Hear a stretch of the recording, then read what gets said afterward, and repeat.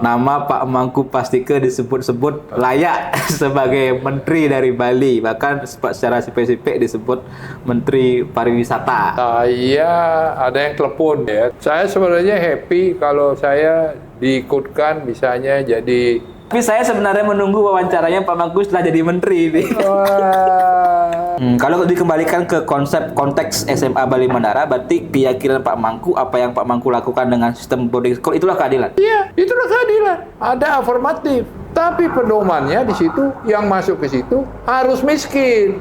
Apakah itu juga yang membuat seorang Mangku Pastike sehingga dukungannya ke Mulia Pas? Itu bagaimana? Satu jalur, satu komando itu harus satu partai dengan presiden atau minimal satu koalisi dengan presiden. Apakah harus seperti itu? Ya enggak juga sebenarnya. Pak Prabowo sendiri mengatakan bahwa dia adalah presiden Republik Indonesia, bukan presiden Gerindra. Seseorang begitu sudah jadi gubernur, dia adalah gubernur rakyat Bali. Tidak boleh lagi dia merasa saya gubernurnya PDIP, saya gubernurnya Gerindra, saya gubernurnya ini. Nanti yang dukung saya akan saya bantu, yang nggak dukung nggak saya bantu. Kalau ada yang ngomong begitu nggak usah dipilih dah. Kan ada yang calon. Nah makanya menurut saya itu udah keliru itu. Bukan begitu cara berpikirnya.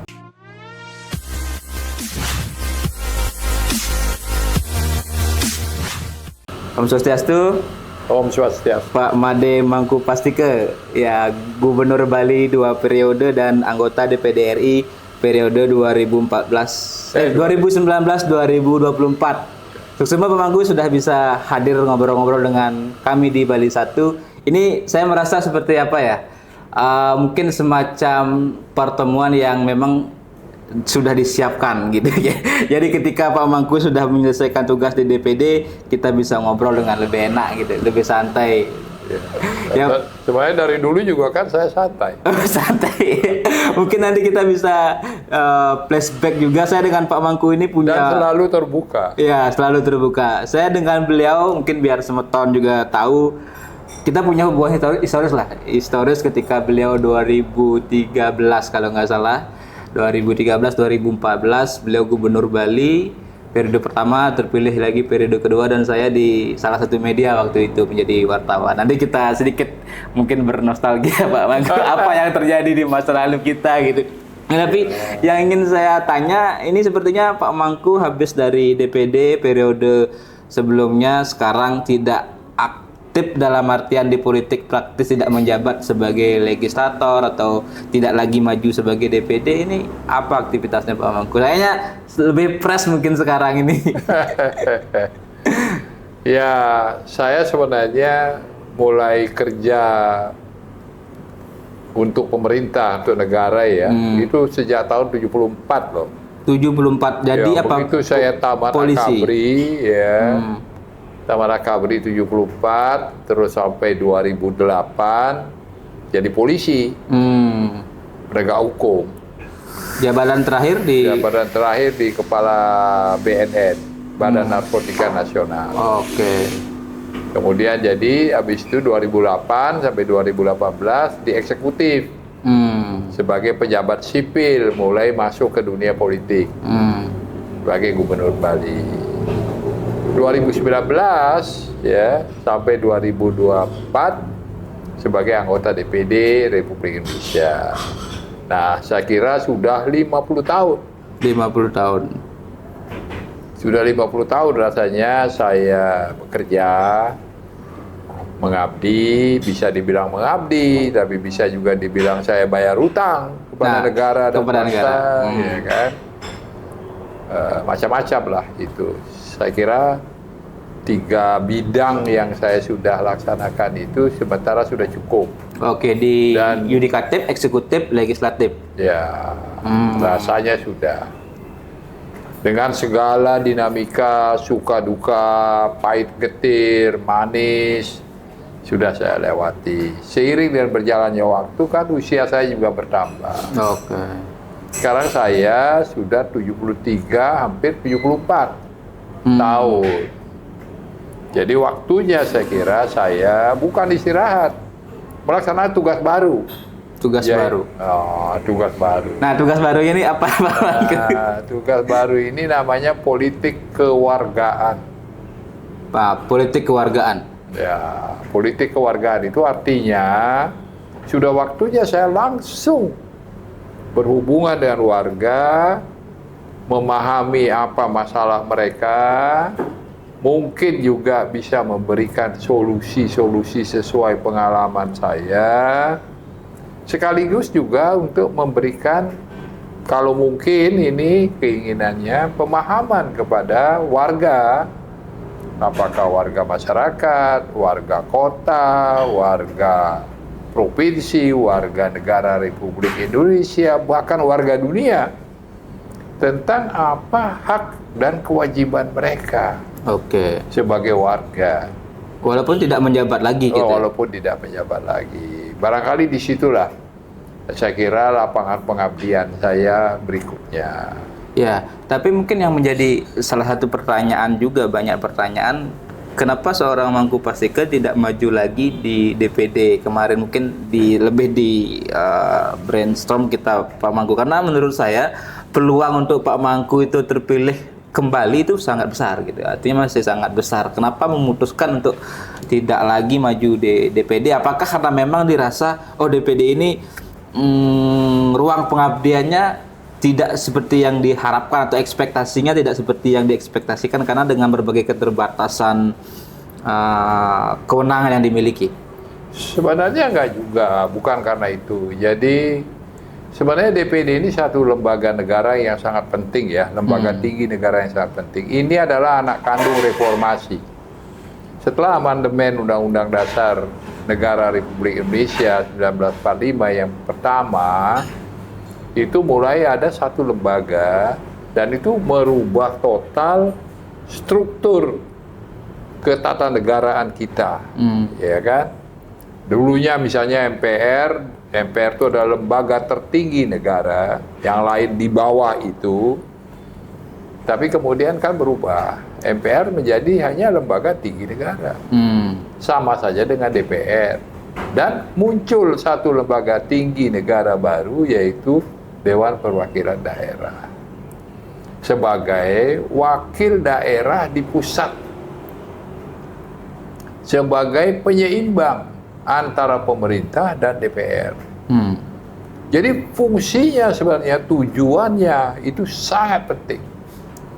Sangat penting. Karena Republik Indonesia ini kan terbagi menjadi sekian banyak provinsi, kabupaten. Setiap daerah itu kondisinya beda-beda loh.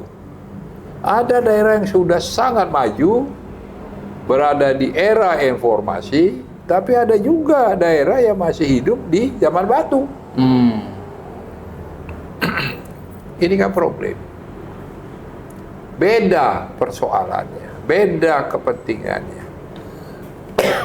Sorry, saya bingung, ya. Jadi semangat soalnya. Iya.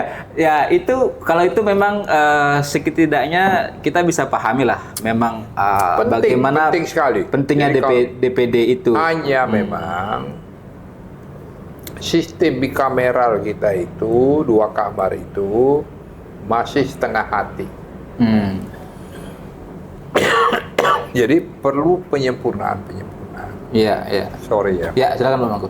Ya, saya jadi teringat juga beberapa pernyataan dari mantan anggota DPD RI dari Bali gitu. Artinya yang sudah pernah merasakan bagaimana di dalam sebagian dari mereka, atau mungkin hampir secara personal mereka menyatakan bahwa tidak sesuai ekspektasi, atau bahasa lainnya mereka tidak bisa maksimal sebenarnya berjuang di sana gitu.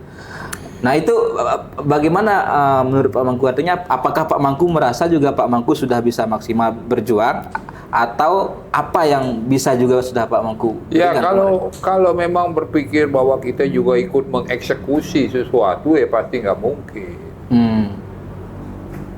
Nggak mungkin.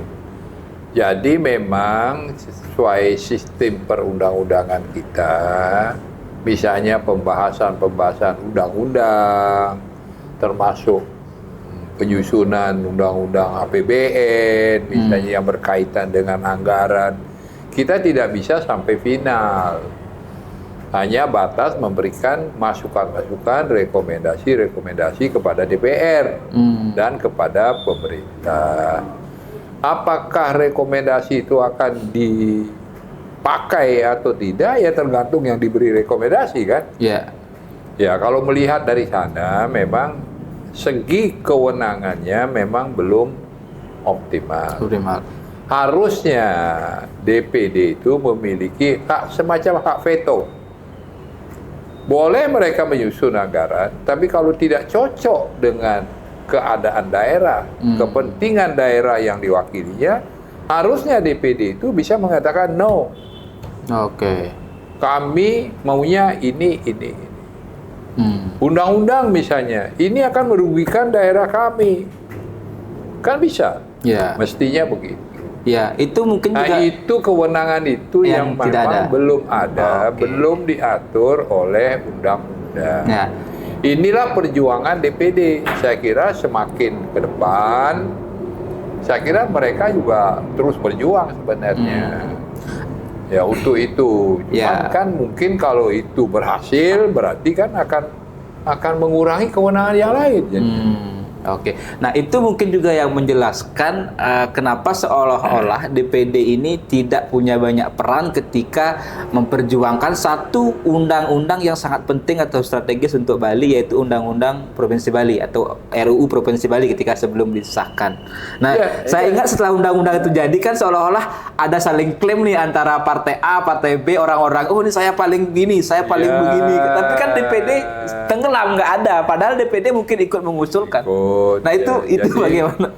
Jadi begini, masalah undang-undang itu ya memang semua berjasa, semua berjasa. Yang menyusun juga berjasa, yang punya inisiatif juga berjasa, yang membawa itu ke badan legislatif, ke presiden, ke menteri-menteri yang berkaitan juga berjasa, semua berjasa. Jadi kalau satu pihak mengklaim dia yang paling berjasa, saya kira enggak juga.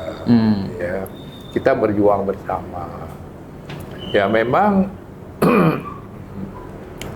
tadinya rancangan undang-undang itu memang masih agak lemah ya.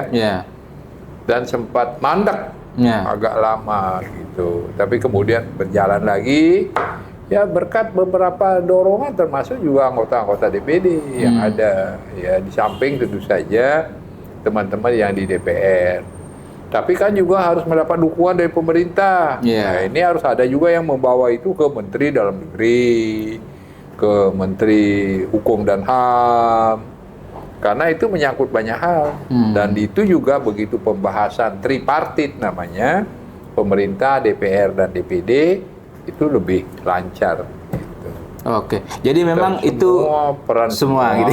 Kira-kira kalau ada yang mengklaim paling berjasa, ya boleh-boleh saja sih, namanya orang kan, ya silakan saja. Ya, tapi menurut saya yang cukup menarik juga di dalamnya itu kan diatur banyak pasal-pasal yang sebenarnya strategis untuk Bali. Salah satunya kalau saya bisa flashback, apa yang diatur di dalamnya sebenarnya sudah Pak Mangku perjuangkan, tapi memang terkendala aturan, yaitu soal misalnya pungutan wisatawan asing.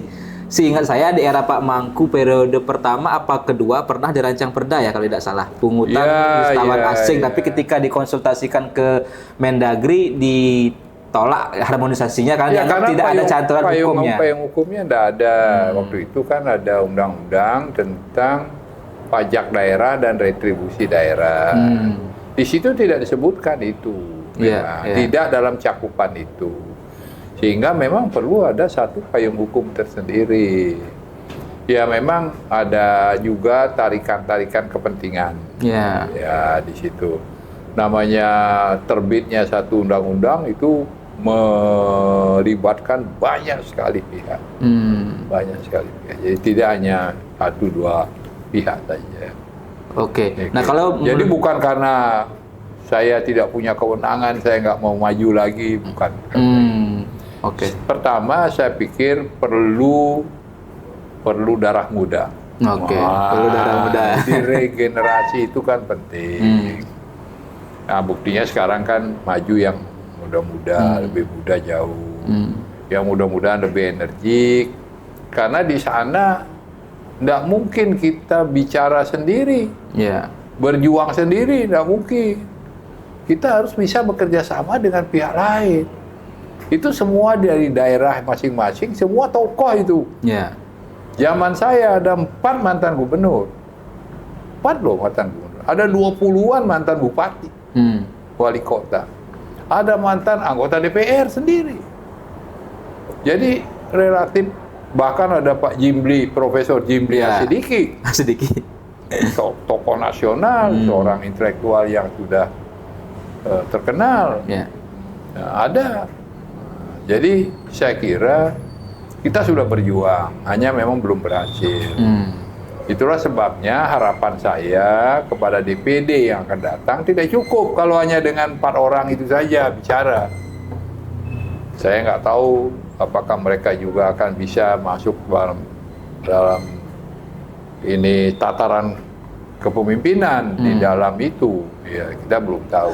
Nah, yang saya sebenarnya agak penasaran ya, artinya begini, dalam konteks DPD sebagai perwakilan daerah kan begitu ya, apakah di era Pak Mangku ya, di era 2019-2024 dari 4 orang ini, atau bahasa sederhananya, apakah punya semacam misi bersama deh, atau misi satu yang disepakati, ini kita berjuangkan bareng-bareng, kita suarakan bareng-bareng, karena Pak Mangku sampaikan tadi harus semua bersuara gitu kan begitu. Apa mereka mengusung agenda sendiri-sendiri, punya agenda sendiri-sendiri sesuai dengan basis konstituennya gitu? Memang DPD ini nggak ada fraksi ya, nggak ada. Nggak kayak di DPR kan ada fraksi berdasarkan partainya ya. Kalau di DPD enggak, fraksinya masing-masing, masing-masing. Tapi ada namanya kelompok provinsi. Jadi kita berempat itu kalau punya kepentingan daerah yang spesifik, ya kita bersatu berempat itu, bersatu. Kalau ada kepentingan yang spesifik untuk provinsi. Tapi rata-rata kita kan duduk di 4 alat, di berbagai alat kelengkapan yang berbeda di sana itu. Di komite istilahnya. Ada komite 1, komite 2, komite 3, komite 4. Ada juga badan panitia perancang undang-undang. Ada panitia urusan rumah tangga. Ada lagi BKSP, Badan Koordinasi Antar Parlemen kalau nggak salah, kerjasama parlemen. Ada Badan Kehormatan, ada Badan Urusan Legislasi Daerah, seperti itu. Nah, ini semua badan alat kelengkapan ini isinya sebanyak provinsi yang ada, jadi diwakili oleh satu-satu. Oh ya, oke. Misalnya saya duduk di komite 4 terakhir ini, 2 tahun terakhir. 3 tahun pertama saya komite 2. Kemudian bertukar dengan Pak Haji, beliau ke komite 2, saya ke komite 4. Dan memang disarankan bertukar, disarankan. Tapi saya sejak awal duduk di namanya BULD, Badan Urusan Legislasi Daerah. Itu yang punya kewenangan untuk menganalisis, memantau dan menganalisis perda dan ranperda di daerah. Kemudian saya juga duduk terus nih sebagai anggota Badan Kehormatan. Itu. Ya itu juga yang akhirnya nggak tahu apakah mungkin memang ditakdirkan dengan posisi itu, sebenarnya juga yang membuat Pak Mangku kemarin kan sempat heboh juga ketika AWK dipecat. Bahasa netizen orang Bali mencat orang Bali kan gitu. Ya, sebenarnya yang pecat bukan saya. Karena Pak Mangku yang membacakan itu masalahnya. Ya, saya sebagai pimpinan, saya wakil ketua kebetulan. Di DPD waktu itu ketuanya sakit. Jadi ya diminta saya pas rapat paripurna. Nah, ini mungkin yang netizen perlu tahu. Jadi bukan Pak Mangku yang berkeinginan membacakan atau ada masalah gitu. Ya tidak seperti itulah. Ya, karena memang ketuanya memang sakit. Nggak masuk. Wakil ketua yang lain nggak ada. Kan ada 3 wakil ketua, saya 1, satu Habib Alwi namanya dari Banten, satu Pak Martin Bila dari Kalimantan Utara, satu saya, satu ketuanya sakit, yang dua lagi nggak masuk, ada halangan semua, ada acara di daerahnya masing-masing. Yang masuk cuma saya. Sedangkan itu laporan kinerja sebenarnya. Jadi semua alat kelengkapan harus melaporkan kerja dia selama satu masa sidang itu. Apa saja. Ya antara lain itu. Saya laporkan. Karena harus dilaporkan. Karena itu juga harus mendapat persetujuan dari rapat paripurna. Gitu. Jadi bukan saya yang bukan Pak Mangku yang mencar gini. Bukan.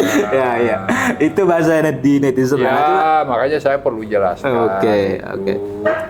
Ya, bukan saya yang mencar, bukan saya memang kewajiban saya adalah menegakkan harkat martabat kredibilitas dari DPD dan anggota DPD. Ya, tapi sekarang saya lihat Pak Mangku ini sudah sangat bijak, artinya sudah memposisikan diri tadi menjadi masyarakat politik istilahnya politik kewargaan. Ya, politik kewargaan gitu ya. Nah, tapi mungkin juga ada pihak-pihak yang bertanya gitu, apa iya seorang Mangku Pastike tidak ingin jabatan di usia yang sebenarnya cukup matang? Kalau usia 72 sekarang 73 itu kan ya masih sebaya dengan Pak Prabowo, presiden kita kan, beliau puncak karir tertingginya di umur 70 ke atas gitu. Jadi seorang sebenarnya beliau itu orang hebat dari zaman dulu. Ya, saya kebetulan kan tamatnya sama. Ya. Sama-sama tamat 74, walaupun beliau sebenarnya harusnya tamat 73. Tapi sempat satu kali nggak naik ya. Ya, jadi tamatnya sama-sama dengan saya dan relatif saya kenal baik beliau dan memang orangnya emang hebat. Berarti bersahabat sejak dulu? Ada teman, ada kawan, ada sahabat. Ini beda-beda tingkatannya dia. Ya kalau saya bilang sahabat agak dekat sekali berarti ya. Sebenarnya ya karena kita lain angkatan, lain lapangan pengabdian ya mungkin. Tapi waktu dulu ya memang beberapa kali bersama. Berarti sampai sekarang komunikasi itu bagus? Waktu kita Taruna Kabri saja tingkat 4 nih, beliau termasuk salah satu kadet ya Taruna Kabri yang dikirim ke Australia untuk latihan di sana. Ada 15 Taruna Darat, 1 laut, 1 udara, 1 polisi. Polisinya saya. Oh, berarti sama-sama mewakili Akabri kepolisian. Oh, sama-sama pernah di Australia. Ya, kita latihan di sana. Gitu. Jadi ya sedikit banyak ngerti lah gitu. Terus kemudian perkembangan karir beliau kan luar biasa. Beliau sudah bintang 3, saya masih kolonel. Ya, jadi memang cemerlang. Ya, tapi ngomong-ngomong soal Pak Prabowo, Pak Presiden yang akan segera dilantik tanggal 20 kan sekarang mungkin sedang menyusun nama-nama menteri kabinet. Nah, ini yang menarik. Banyak pertanyaan masuk ke tiang juga. Karena dalam tradisinya, mungkin seingat saya 15 tahun terakhir lah, kalau kita bicara atau presiden masa pasca reformasi gitu, yang dipilih langsung 15 tahun terakhir minimal lah. Selalu tradisinya ada menteri dari Bali. Di era SBY ada menteri Jero Aceh lah. Mungkin ada yang lain, tapi seingat saya Jero Aceh. Di era Presiden Jokowi malah lebih mungkin istilahnya lebih sensasional lagi atau bersejarah lah. Mungkin pertama kalinya atau mungkin pernah ada, tapi untuk Bali pertama kalinya suami istri bergantian jadi menteri. Pak Puspo Yoga Menteri Koperasi UKM di periode pertama Pak Jokowi 2014-2019, menang Pak Jokowi periode kedua, digantikan oleh istrinya menjadi menteri walaupun berbeda kementerian, Menteri Pemberdayaan Perempuan Perlindungan Anak. Nah, ini kan luar biasa. Nah, memang dua-dua orang hebat. Ya, orang hebat. Terlepas kita nggak artinya memang beliau layak, tapi kan ya tadi konteks sejarahnya bahwa mungkin pertama kali suami istri bergantian jadi menteri gitu. Nah, 2024 kemenangan ada di kubu Pak Prabowo di Bali. Nah, dan itu orang terkejut gitu kan. PDIP nggak nyangka bahwa Prabowo akan menang begitu mudahnya di Bali. Nah, pertanyaannya ketika Prabowo menang dari Bali, tradisi ini apakah akan tetap terjaga gitu? Ada menteri dari Bali. Kita bicara menteri, karena kalau level kepala atau badan atau lembaga mungkin sama atau apa kewenangan, tapi prestisenya kan mungkin agak sedikit berbeda. Tapi kita bicara sejarahnya adalah menteri, selalu dapat menteri dari Bali. Ya. Bagaimana Pak Mangku? Ya bagus kalau masih diteruskan, ya kan, tradisi itu. Karena sebenarnya potensi Bali kan cukup besar, ya. Walaupun pulaunya kecil, penduduknya nggak banyak, cuma 4 juta lebih, tapi peran Bali di kancah nasional dan dunia itu tidak bisa dipungkiri. Ya, luar biasa sebenarnya. Nama Bali itu, branding Bali itu laku betul di mana-mana. Dan rata-rata orang Bali bisa diterima. Bisa diterima. Ya. Nah, ya langkah baiknya kalau itu diteruskan tradisi itu, saya kira. Nah, kemarin kan saya baca nih di beberapa pemberitaan media online ya, nama Pak Mangku Pastike disebut-sebut layak sebagai menteri dari Bali, bahkan secara spesifik disebut menteri pariwisata ya, dengan pengalaman sebagai gubernur yang memang mewilayahi daerah sebagai sebuah destinasi pariwisata. Pak Mangku mendengar nggak itu? Saya ada yang telepon beberapa ya, tapi bukan Pak Prabowo yang telepon. Kalau Pak Prabowo ya mungkin kita nanti tinggal nunggu dilantik nih Pak. Ya. Beberapa teman telepon, ya begitulah ceritanya. Tapi kita harus tahu bahwa menteri itu kan hak prerogatif presiden. Satu. Kedua, presiden dalam menunjuk pembantu-pembantunya pasti juga harus punya potensi memperkuat posisi beliau, baik untuk kinerja maupun untuk politik. Nah, itu harus kita maklumi. Jadi ya terserah beliau. Ya. Tapi kalau Pak Mangku dipercaya sebagai salah satu putra terbaik Bali dan tadi meneruskan tradisi atau sejarah tadi itu. Ya. Saya sebenarnya happy kalau saya diikutkan misalnya jadi apa gitu, urun rembuk ngurusi kemiskinan gitu. Wah, itu saya kira saya sangat merasa itu yang perlu secara nasional ya. Saya punya resep-resep rasanya gitu ya. Oke, berarti Menteri Sosial cocoknya? Well, enggak mesti menteri kan, apapun ya. Saya tahu diri lah. Ya, kita harus tahu diri. Secara politik kan saya tidak punya kekuatan apapun. Saya bukan orang partai, saya sama sekali tidak. Tapi kalau misalnya ada orang Bali atau misalnya di luar Pak Mangku atau siapa yang layak saya kira banyak tuh. Siapa kira-kira? Banyak tuh. Saya kira kita misalnya punya orang yang di bidang hukum ya, atau kebijakan publik misalnya, banyak juga. Bisa sebut satu dua nama kira-kira? Bagus-bagus. Satu dua nama atau? Kalau di bidang pariwisata mungkin kita punya tokoh-tokoh juga banyak. Yang paham betul. Siapa itu kira-kira Pak Mangku? Waduh, saya nggak bisa sebut. Ya. Tapi banyak sebenarnya nominasi. Ya, sebenarnya potensi Bali besar. Ya. Dari segi sumber daya manusia bagus. Cuman memang seringkali gitu kita nyari orang susah gitu. Tapi secara merata sebenarnya tokoh-tokoh di Bali itu besar-besar, hebat-hebat. Dulu kita misalnya punya Profesor Pitane itu kan, udah melinggi sekarang. Ya kan orang-orang hebat, misalnya. Terus banyaklah tokoh-tokoh akademisi kita juga hebat-hebat di bidang.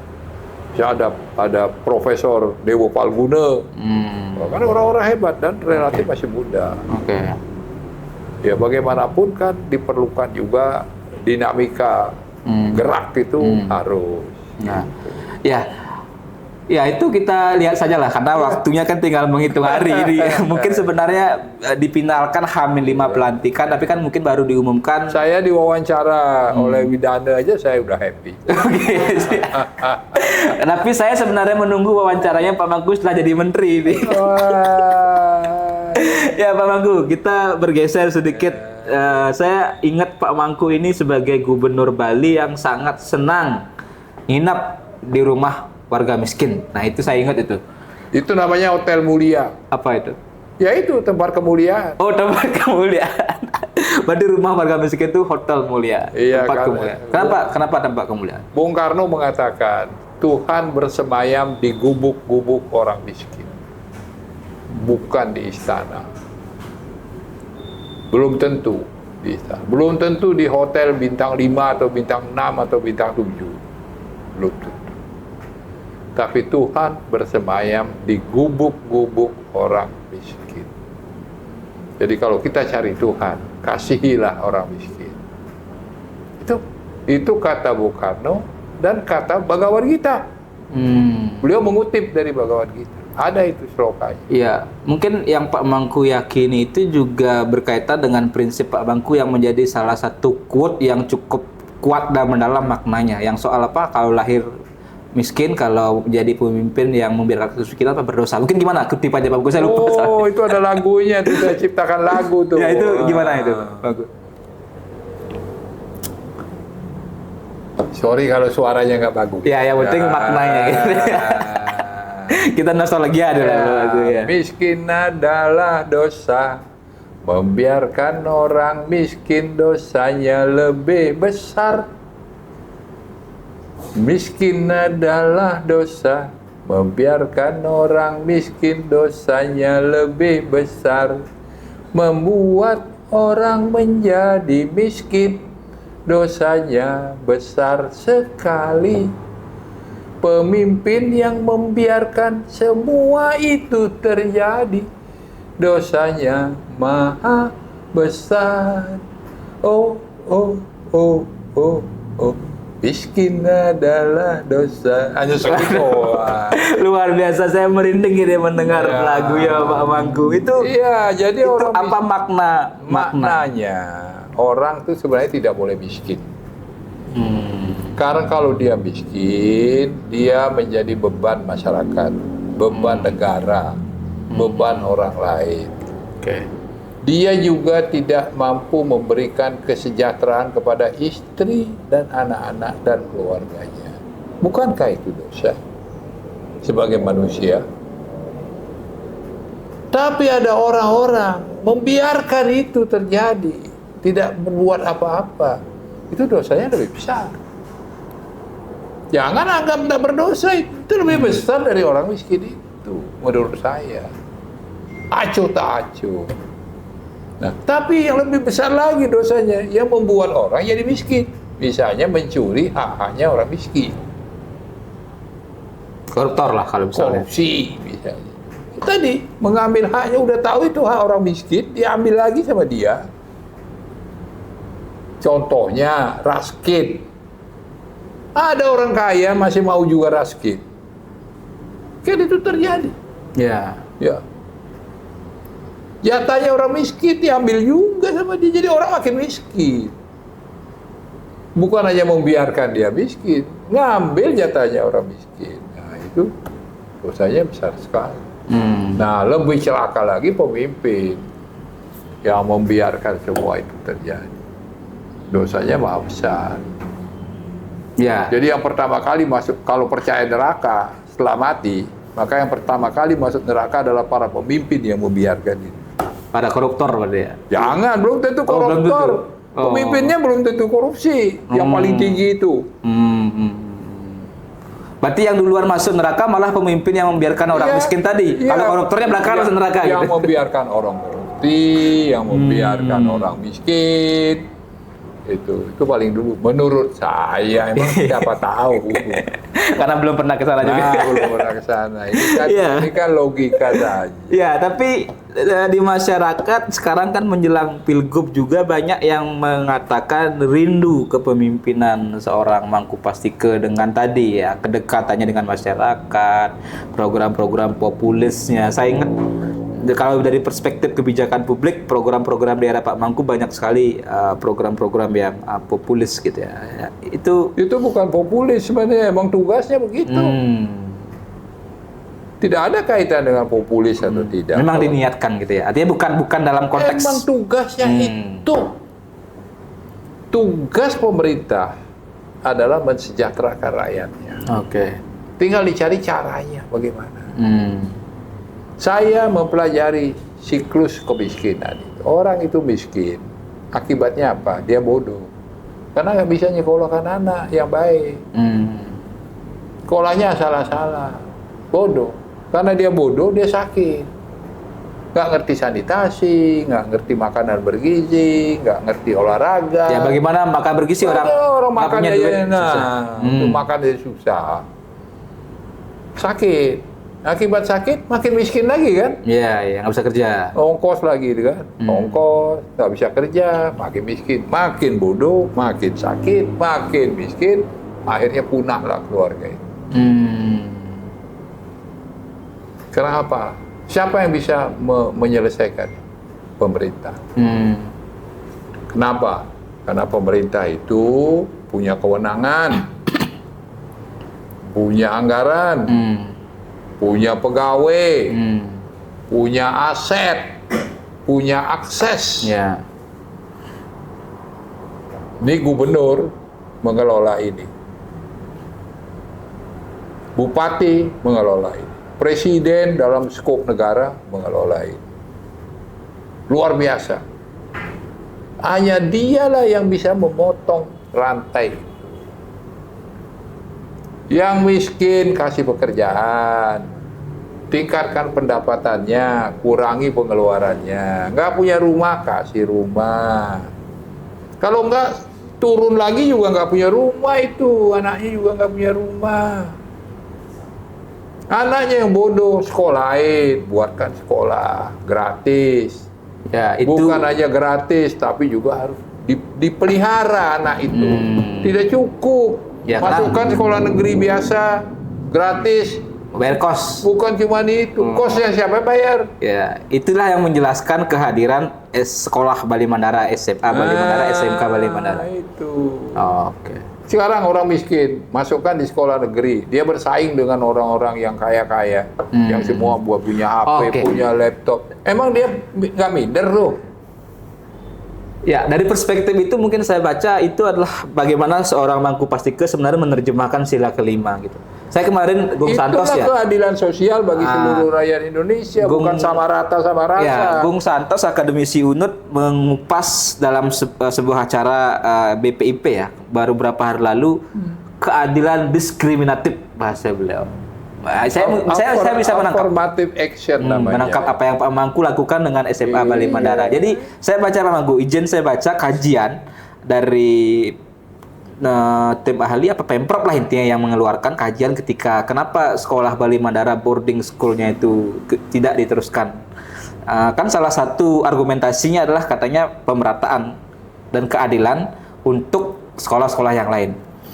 Dianggap ketika banyak anggaran terserap untuk SMA Bali Mandara, sekolah-sekolah yang lain tidak dapat, atau kenapa hanya ini yang diistimewakan sedangkan statusnya sama-sama negeri, sekolah yang lain tidak dapat perlakuan yang sama. Kalau saya tarik dengan apa yang disampaikan oleh Gung Santos, konsep keadilan diskriminatif, saya menemukan jawaban. Ya, nah, bagaimana menurut Pak Mangku? Ya itu jawabannya. Itu namanya kalau keadilan diartikan sama rata sama rasa, itu komunis. Ajaran komunis itu. Maaf. Itu konsepnya PKI dulu gitu. Sama rata, sama rasa. Ya.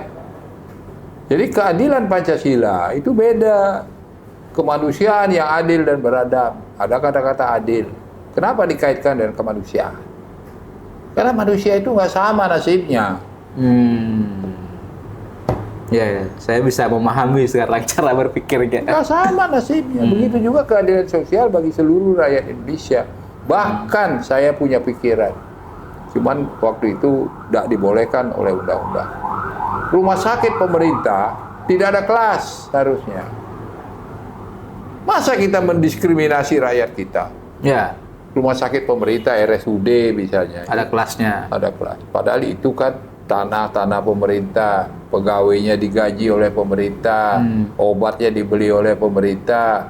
Sekarang rakyatnya diskriminasi. Ya, bukan cuma dibedakan kelas, tapi tidak dilayani masyarakat yang kelas paling bawah. Nah, itu. Dijutekin gitu. Saya sebenarnya mau merubah itu.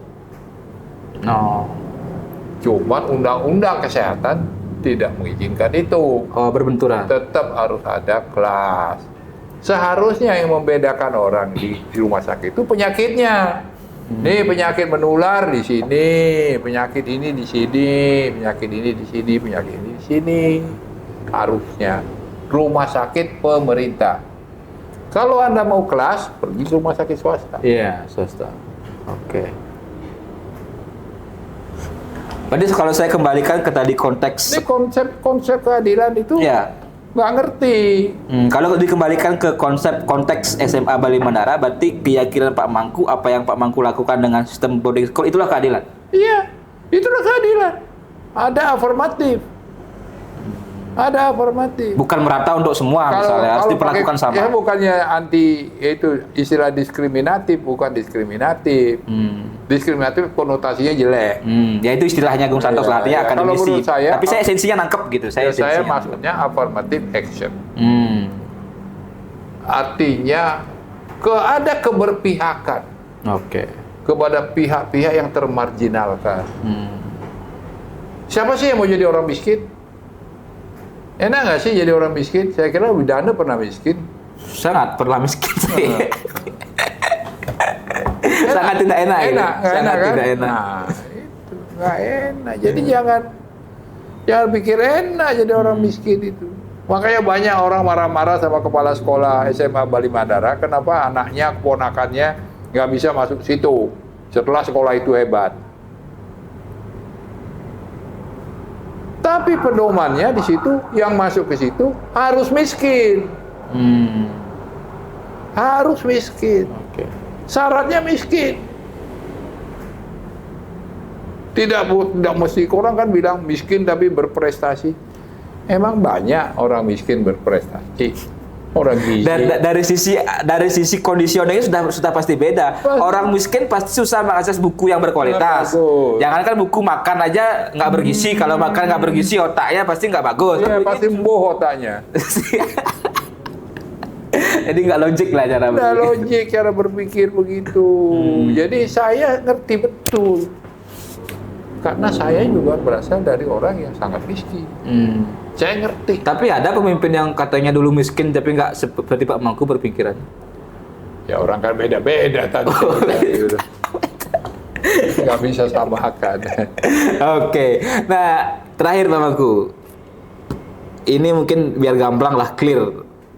Jadi saya bisa memahami. Jadi setelah saya baca kajian itu soal Bali Mandara, kemudian saya mendengar apa yang disampaikan tadi akademisi soal keadilan, saya mendengar langsung Pak Mangku soal affirmative action gitu ya. Keadilan afirmasi itu saya baru bisa, oh iya, saya bisa memahami rasionalitas di balik itu, walaupun nanti masih bisa kita perdebatkan panjang. Tapi itu oke lah. Cuma apakah itu juga yang membuat seorang Mangku Pastike, saya nggak tahu apakah ini bentuk kekecewaan atau apa, sehingga dukungannya ke Mulia Pas.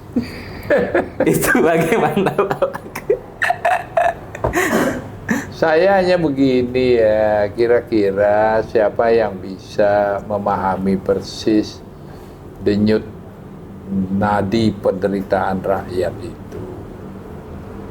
Ya itu saja sebenarnya. Jadi semua juga orang hebat ya.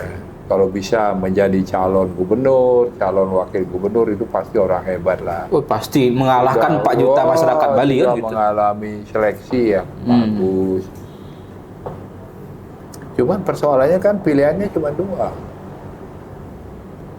2. Ya kan gitu. Jadi saya lihat yang kira-kira paham betul program-program untuk rakyat, terutama rakyat yang harus dibantu. Ya, jadi harus dapat afirmasi tadi. Iya.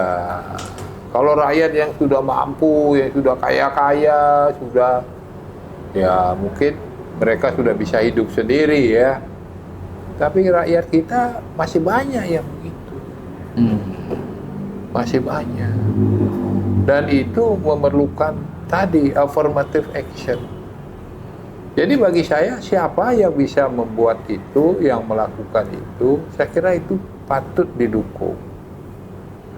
Patut didukung. Jadi bukan karena kebijakan Pak Mangku tanda kutip misalnya dipreteli gitu. Oh, enggak. Setiap orang kan punya kebijakan sendiri-sendiri, punya. Ya, tadi saya sampaikan, saya baca landasan rasionalnya, saya bisa memahami argumentasi keadilan tadi, tapi saya juga bisa memahami argumentasi Pak Mangku soal affirmative action tadi. Jadi bagi saya ini kan tinggal pilihan kebijakan berdasarkan kondisi misalnya keuangan atau ada parameter yang lain. Kan mungkin itu saja sebenarnya. Gitu. Sebenarnya dari argumentasi yang disampaikan itu menurut saya banyak hal yang perlu dipertanyakan. Persoalan anggaran, ya. Anggaran pendidikan kita itu 20% loh dari APBD. Kalau dari 6,5 miliar saja, 6,5 triliun, itu sudah 1 triliun lebih. Ya, 1,5 triliun, hampir lah. 20% loh. Ya. Jadi kalau dibilang anggaran tidak ada, tidak mungkin. Kalau dibilang kemahalan juga tidak mungkin. Karena standar makannya mereka itu rendah sekali loh. Kalau ada penganggaran agak besar, itu membangun sarana prasarana. Karena tempat itu tadinya semak belukar. Nah, mumpung itu ingat Pak Mangku, berapa biaya membangun satu sekolah Bali Mandara? Karena ini berkaitan dengan janji calon yang akan membangun katanya lebih banyak sekolah Bali Mandara. Begini, membangun gedungnya relatif gampang. Oh gampang, nggak terlalu banyak. Asal ada uang, nggak banyak. Itu berapa Ya rata-rata? sekitar 30 miliar saja. Oh, berarti untuk 1 tahun anggaran bisa? Sudah. Baru gedung saja, belum yang lain-lain. Gedung. Tapi kan sistemnya itu, nyari gurunya yang punya dedikasi penuh seperti itu. Kalau gurunya itu siapa yang bayar? Hah? Siapa yang bayar gurunya? Ya guru pemerintah yang bayar. Nah, maksudnya ya kalau dia negara? PNS kan negara yang bayar. Tapi ada sistem semacam kontrak juga, betul? Nah, terus yang kedua, spiritnya. Jadi itu harus tetap orang miskin. Ya. Syaratnya. Karena mendidik orang yang mampu dengan mendidik orang miskin itu beda. Saya kan punya sekolah mendirikan yayasan yang mendirikan sekolah namanya Taruna Mandara. Kali-kali saya undang ke situ. Di Beleleng? Iya, di Beleleng. SMA Taruna Mandara. Boarding juga. Tapi itu untuk yang berbayar karena swasta. Asrama juga. Sama. Di situ saya mencoba menggembleng calon-calon pemimpin Bali, Indonesia, dunia ke depan. Idenya, ya, cita-citanya itu. Oke. Ya, maunya begitu. Kalau di Magelang ada SMA Taruna Nusantara. Kenapa di Bali nggak ada? Kenapa kita nggak bisa bikin seperti itu? Mestinya sih bisa. Oke. Jadi tadi sebenarnya kembali soal pilihan politik Pak Mangku lebih kepada melihat figur ini, Mulia Pas ini tadi bahasanya memahami denyut nadi orang miskin gitu ya. Satu. Yang kedua ya, saya kan ngerti bagaimana penyusunan sistem politik anggaran misalnya seperti itu. Jadi banyak hal yang membuat terus terang APBD kita baik tahun ini maupun tahun depan itu masih sakit. Defisit ya. Bukan hanya defisit itu dalam sistem penyusunan anggaran itu biasa. Tapi sudah diperhitungkan, ditutup dengan apa. Gitu. Tapi jadi, yang masalah defisit yang nggak ada solusinya. Defisitnya kegedean. Tidak ada solusinya. Tidak ada yang untuk nutupinnya. Oke. Itu satu. Kemudian utang juga banyak. Beda antara defisit dan utang. Defisit kan nggak ada bunga kan? Maksudnya ya karena kekurangan uang tapi ada yang potensi lain yang menutupi. Kalau utang kan beban ya. Iya. Oh. Jadi berat untuk 2025 mungkin para calon gubernur tidak bisa berjanji banyak-banyak karena harus sehat dulu itu. Oke.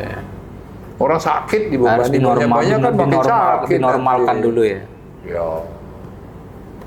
Itu juga jadi pikiran saya. Terus terang saja, walaupun saya tidak ada hubungannya lagi sama sekali, tapi tadi dalam politik kewargaan itu. Karena bagaimanapun utang itu termasuk utangnya Anda. Ya, karena kita bagian Bayar pajak. bayar pajak.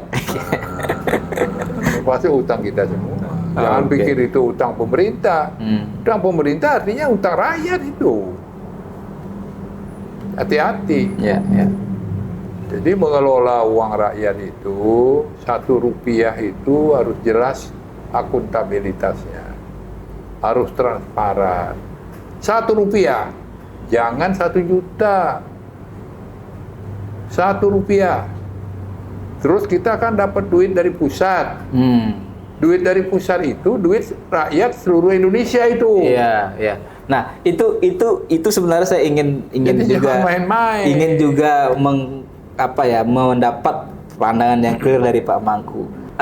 Tadi pendekatan kampanye, narasi yang dibangun oleh masing-masing paslon gitu. Tadi Mulia Pas dengan jargon politiknya adalah 1 jalur 1 komando karena mereka punya presiden di pusat, Presiden Prabowo yang dilantik 20 Oktober. Sedangkan di kubu lawannya PDIP kan tidak punya presiden gitu. Tapi kondisi sebaliknya, mereka ketika Pilgub 2018 kan waktu itu Presiden Jokowi. Narasi 1 jalur juga yang digunakan, 1 jalur dengan pusat. Pilkada 2020 di beberapa daerah juga sama gitu. Ya. Bagaimana Pak Mangku memaknai, dan apakah memang sebegitu pengaruh 1 jalur dengan pusat dalam konteks 1 partai ya? Kita nggak bicara karena kan kalau 1 komando ya pasti wajib gubernur itu mengikuti kebijakan nasional presiden. Tidak mungkin beda komando, ya komandonya presiden. Tapi kalau dikontekskan misalnya 1 jalur 1 komando itu harus 1 partai dengan presiden atau minimal 1 koalisi dengan presiden, apakah harus seperti itu? Ya enggak juga sebenarnya, karena presiden itu kan Presiden Republik Indonesia. Pak Prabowo sendiri mengatakan bahwa dia adalah Presiden Republik Indonesia, bukan Presiden Gerindra. Itu harus dipahami betul. Seseorang begitu sudah jadi gubernur, dia adalah gubernur rakyat Bali. Tidak boleh lagi dia merasa saya gubernurnya PDIP, saya gubernurnya Gerindra, saya gubernurnya ini. Nanti yang dukung saya akan saya bantu, yang nggak dukung nggak saya bantu. Kesepean lah kalau nggak didukung. Itu nggak boleh begitu. Itu kalau ada yang ngomong begitu nggak usah dipilih dah. Kan ada yang cara Nah, makanya menurut saya itu udah keliru itu. Bukan begitu cara berpikirnya. Sekali Anda sudah menjadi pejabat publik, gubernur, bupati, wali kota, itu Anda adalah pemimpin bertanggung jawab kepada seluruh rakyat yang ada di situ. Mau yang pilih, mau yang bukan, dan sebagainya. Dan seterusnya. Harus begitu. Jadi itu keliru cara berpikir begitu. Bahwa misalnya 1 komando, 1 jalur disebutkan dalam kampanye, ya silakan saja. Maksudnya barangkali apa yang dicanangkan oleh pusat, ya kita mengikuti mungkin seperti itu. Tapi kan bukan Dan berarti pusat juga supaya memahami apa yang kita mau, kan begitu. artinya kan pertanyaannya bukan berarti ketika nanti gubernurnya beda partai dengan presidennya, Bali tidak diperhatikan. Ya enggak lah, presidennya sendiri kan sudah bilang begitu. Dia akan menjadi Presiden Republik Indonesia. Diharapkan juga gubernur begitu, bupati juga begitu. Jadi kalau masih berpikir dia menjadi, maaf, dia masih menjadi apa yang kata partai harus dia lakukan itu. Waduh, itu keliru besar. Itulah satu kesalahan besar dalam sistem kita yang masih terjadi sekarang. Itu keliru. Itu ke depan tidak boleh terjadi begitu. Sekali Anda dipercaya rakyat, separuh dari rakyat, misalnya sudah menang kan, separuh lebih 1 sudah menang, gitu kan, sudah jadi. Tapi yang sisanya itu apa bukan rakyatmu? Itu tidak boleh begitu. Semua. Nah itu jadi kalau pahamnya bahwa hanya dengan itu terus kemudian baru terus kita lancar berpemerintahan, menurut saya tidak tepat. Ya, dan itu mungkin refleksi itu berdasarkan pengalaman yang Pak Mangku alami. Saya catat di 2 periode Pak Mangku Gubernur Bali kan 2008-2013, waktu itu Pak Mangku dari PDI Perjuangan bersama Pak Puspo Yoga. Diusung oleh PDI Perjuangan. Tapi presidennya kalau nggak salah kan waktu itu SBY dari Demokrat. Kan kalau misalnya pakai term atau narasi sekarang itu kan beda jalur atau tidak satu komando dalam konteks partai gitu. Yang kedua juga beda jalur lagi saya. Enggak, yang kedua Pak Mangku kan diusung Demokrat dan Gerindra, Golkar, tapi waktu itu presidennya kemudian kan Pak Jokowi. Ya nyambung, tapi nyambung di artinya di tahun pertama 2013, 2014 masih SBY. Setelah 2014 Jokowi. Iya, makanya. Ya benar juga setengah nggak satu jalur gitu. Nah, yang ingin saya tanya adalah dengan pengalaman itu Pak Mangku di periode pertama nggak satu jalur dalam konteks tidak satu partai, di periode lebih periode kedua setelah 2014 kan juga tidak satu jalur karena presidennya dari PDIP. Apakah dalam praktik Pak Mangku berkomunikasi dengan Presiden, mengakses program pusat itu ada kendala? Enggak tuh, oke saja. Nggak ada masalah. Walaupun nggak satu jalur tadi. Karena saya tahu juga Pak Jokowi juga berpikiran sama dengan saya kok. Beliau juga ogah kalau disebut presiden partai. Nah, beliau juga presidennya rakyat Indonesia. Saya tahu. Nah, sangat nasionalis. Ya, mungkin sebagai sebuah catatan Pak Mangku atau saya karena saya nggak punya data. Hanya mungkin berkomunikasi lebih mudah kalau dengan orang segolongan, kira-kira begitu. Oh, komunikasi saja lebih mudah. Iya, lebih mudah. Tapi kan belum tentu misalnya proposal Bali atau apa ditolak kan belum tentu. Belum tentu. Karena begini, kita tahu ya, negara Republik Indonesia ini perlu Bali. Kalau menurut Pak SBY, Bali itu soft power-nya Indonesia. Iya, soft power, benar. Benar kan? Berapa kali beliau bilang begitu ya. Mungkin bagian sebenarnya yang menjadi kunci atau pemain kunci untuk konteks misalnya diplomasi budaya atau diplomasi demokrasi dan sebagainya, soft diplomasi. Kita kan di Bali kita membangun dulu namanya Bali Demokrasi Forum. Kita juga membangun rencananya itu terus belum terbengkalai sampai sekarang. Mudah-mudahan ke depan terjadi World Culture Forum di Bali. Di Davos itu ada World Economic Forum.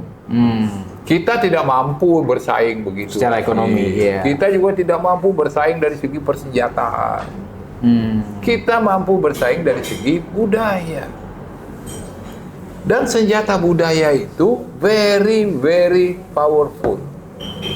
Iya. Berapa banyak perundingan yang buntu. Begitu diadakan di Bali, jadi cair. Banyak sekali terjadi. Jadi itulah kekuatan Bali. Jadi Indonesia itu perlu Bali. Nah, posisi inilah yang harus dimanfaatkan bagi seorang pemimpin Bali. Coba. Tidak semua pembangunan di Bali itu harus dibiayai oleh APBD kita. Nanti akan saya sarankan, gimana ngurus Wong misalnya. Itu udah jadi problem nasional. Tidak mesti harus pakai duit sendiri. Ya, bisa kok. Macet. Nanti saya coba, kalau saya ditanya, saya akan bicara apa solusinya itu. Kalau ini ibaratnya satu golongan yang ngomong ini, kan lebih gampang untuk membuat dia mengerti tentang apa sih sungguhnya yang kita perlukan supaya Bali makin hebat dan makin bermanfaat bagi Indonesia, kan begitu. Tapi mungkin sebagai sebuah konteks agar lebih kontekstual. Memang ini masalah kapasitas figur. Kapasitas figur tadi. Kapasitas figur itu. Dan bagaimana dia membangun komunikasi. Ya, bagaimana kita sebagai figur, misalnya gubernur, menunjukkan bahwa saya adalah gubernurnya semua rakyat Bali. Semua golongan. Dengan begitu orang kan lihat. Saya bukan golongan ini saja. Semua saya perhatikan. Oke. Tolong dong bantuin saya. Ya. Des.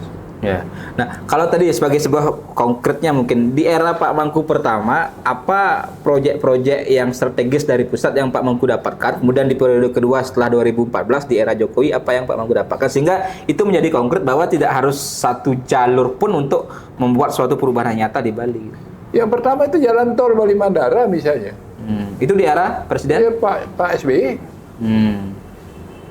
Dalam waktu sangat singkat jadi itu. Jadi itu. Yang kedua banyak juga kita membangun misalnya yang kemudian dieksekusinya zaman Pak Poster misalnya, Songkat misalnya. Oke.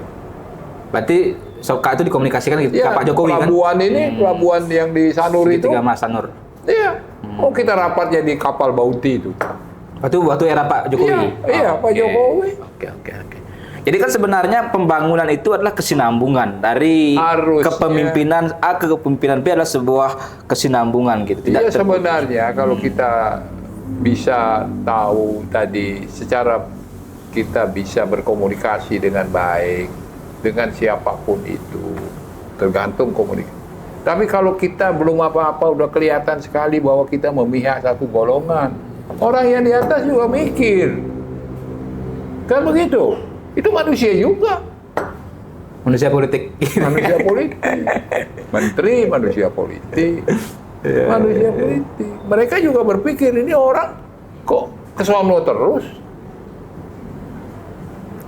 Oke. Jadi satu menurut saya kelompok di Gajah ini Mulia ini punya kapasitas untuk itu. Dia janji bahwa dia akan jadi gubernurnya Bali. Bukan gubernur partai. Bukan petugas partai. Janji nih. Ya. Ya kita belum tahu Realisasinya. Ya, tapi dalam kalau konteks enggak nanti saya dalam politik kewargaan saya tagih janjinya. Iya, ya itu mungkin nanti kita diskusikan dalam kesempatan berbeda. Istilah petugas partai bagi saya semua yang kader partai ya petugas partai. Itu sebenarnya kan cuma hanya PDIP saja yang memformalkan bahasa itu di publik sebagai petugas partai, yang lain nggak membahasakan itu. Tapi jangan sampai itu mempengaruhi kebijakan publik yang menyangkut kepentingan semua rakyat. Kalau kan itu saya sepakat. Boleh, memang semua juga orang diusung oleh partai. Ya kan petugas partai ya. Cuma ketika sudah menjabat pejabat publik adalah petugas rakyat. Makanya, once you become the public figure, menjadi pemimpin di satu daerah, kepala daerah apalagi, kepala negara apalagi, sebenarnya sudah tidak bisa lagi itu diklaim sebagai petugas partai. Hilang. Begitu saya menjadi siapa, Kennedy atau siapa yang bilang itu? Ya, loyalty to your country begin, loyalty to your party ends. Ketika kesetiaan pada negaramu dimulai, kesetiaan pada partaimu berakhir kan? Berakhir. Itu benar, harus begitu seorang negarawan. Oke. Jadi kalau masih terus saja jadi itu, ya kacau lah. Oke. Ya, Pak Mangku, itu kita bisa tangkap. Dan menurut saya begitu. Orang kan punya pendapat beda-beda. Iya, saya menghargai juga. Kalau orang punya pendapat begitu ya silakan aja. Tapi kalau ditanya kenapa mesti ke sini, ya saya kira saya punya alasan. Oke, jadi tadi kembali saya tegaskan bukan karena hanya persoalan personal kecewa atau tapi saya kecewa apa? Ya, saya gini Bang, mungkin ini sebagai sebuah closing. Saya tadi di awal memberi konteks, kita punya historis panjang lah sebenarnya.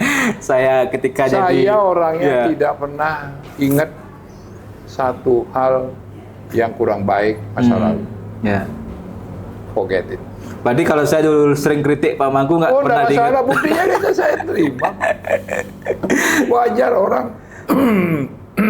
Ya, Anda melaksanakan tugas. Ya, dulu saya sebagai sebuah konteks biar semeton juga tahu. Saya dulu di Bali Pos, wartawan Bali Pos, beliau gubernur Bali 2013 ya periode pertama.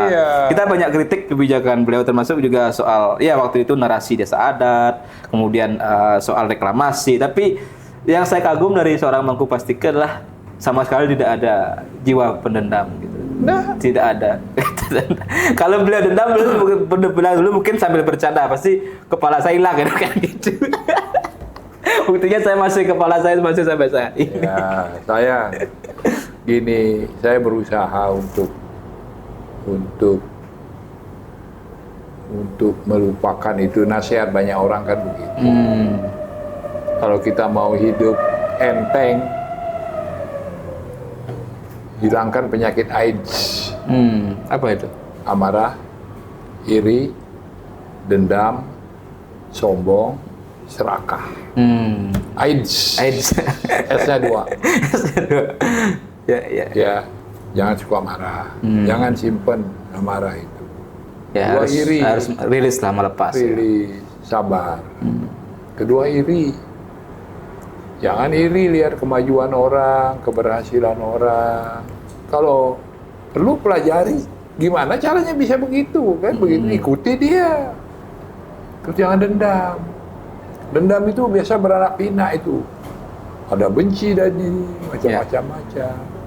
Terus jangan sombong. Orang lain juga pinter, orang lain juga tahu, semua orang tahu sebenarnya. Cuman ada yang bisa ngomong, ada yang mau ngomong, ada yang nggak ngomong, macam-macam.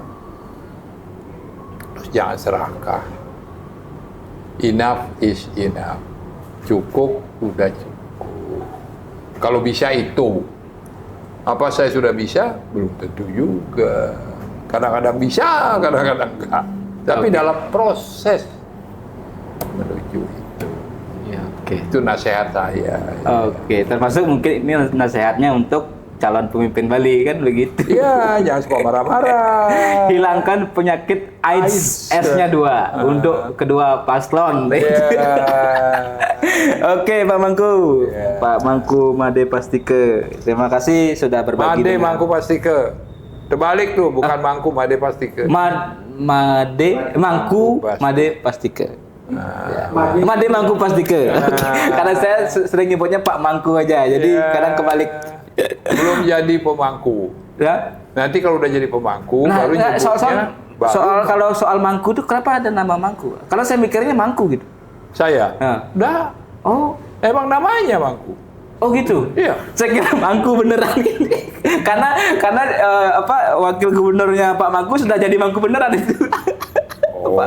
Pak Jero JMG, Jero Mangku Gede Sudikerto kan beliau sekarang jadi. Bagi saya spiritualitas itu tidak harus ganti baju. Tidak harus ganti nama juga kan? Tidak usah ganti nama. Menurut saya. Oke. Semua itu memang sedikit ya. Ini paham saya tentang itu. Antara niskala dengan spiritualitas itu beda. Oke. Bagi orang-orang sebagian itu misalnya mau banten, upacara, itu kan niskala. Tapi orang suka menyamakan itu adalah spiritual. Menurut saya bukan. Ya sepakat. Kalau saya sepakat. Itu ritual. Ya sepakat. Artinya saya sering ngomong. Itu bukan spiritual, itu masih skala sebenarnya. Ritual. Karena masih kelihatan barangnya, apalagi sekarang bisa dibeli lagi. Ya jadi saya sering bilang, seberapa sering kita ke pura, seberapa sering kita bikin banten, tidak berbanding lurus dengan seberapa baik kita akan berubah atau seberapa banyak kita berubah ke arah yang lebih baik. Tidak akan berbanding lurus. Kadang ke siu ngaturang guling, raga beler, tidak mau berubah tetap beler. Kan begitu. Tidak, bagi saya, nggak tahu kalau bagi orang lain, bagi saya tidak selalu berkorelasi terhadap perbaikan kualitas diri kita. Apa ritual yang kita lakukan tadi tidak selalu berkorelasi terhadap perbaikan atau minimal tidak kena penyakit AIDS tadi kan begitu. Oke, Pak Mangku, terima kasih. Semua kita sudah banyak diberi pencerahan. Semoga ini sedikit juga bagian pendidikan politik dalam juga beliau menjalankan peran beliau sebagai tadi politik kewargaan. Oke. Terima kasih. Salam Bali Satu.